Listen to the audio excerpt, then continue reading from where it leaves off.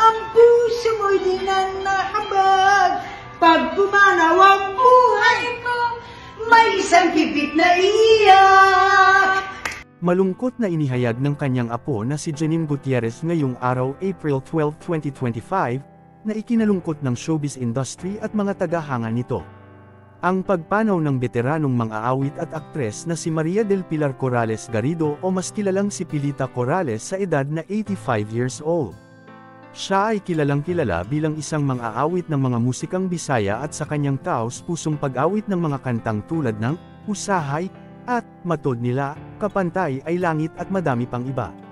Naulila niya ang dalawang anak niya na sila Jackie Lou Blanco at Christopher Monching Gutierrez at ang kanyang mga apo kasama si Janine Gutierrez at Lotlot de Leon.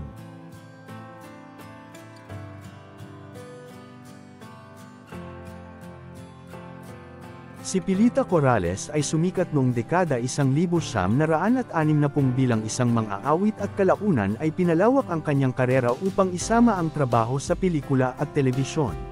Precious days I spend with you. May pumukol na pipit sa sagal ng isang kahoy. At nahagip ng bato ang papak ng munting ibon. Yes! Di na kaya pang lumipad at ang nangyari ay nahulog, ngunit parang taong bumika. Mamang kalupit, ang puso mo'y di nanakabag. Pag pumanaw ang buhay mo, may isang pipit na iyak.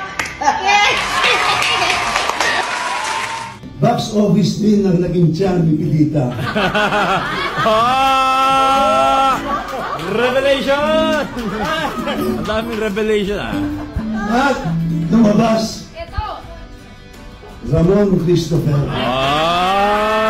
Gusto ni Pilita, Ramon. Sabi ko, I want Christopher. So, kasi Ramon Spanish. Christopher, Saint Christopher was my favorite saint. Kasi si Saint Christopher, laging nag-a-abroad, malikot. Hindi ko alam yun. Kaya si Monching naging Ramon Christopher. Pero alam mo, napakaswerte natin, Bilis. Ang dami nating apo. Janine, Jessica, Maxine, Diego. So, we're very happy. Roll call. At si Jackie Lou nagkaroon ng kapatid na lalaki. Wow. Salamat!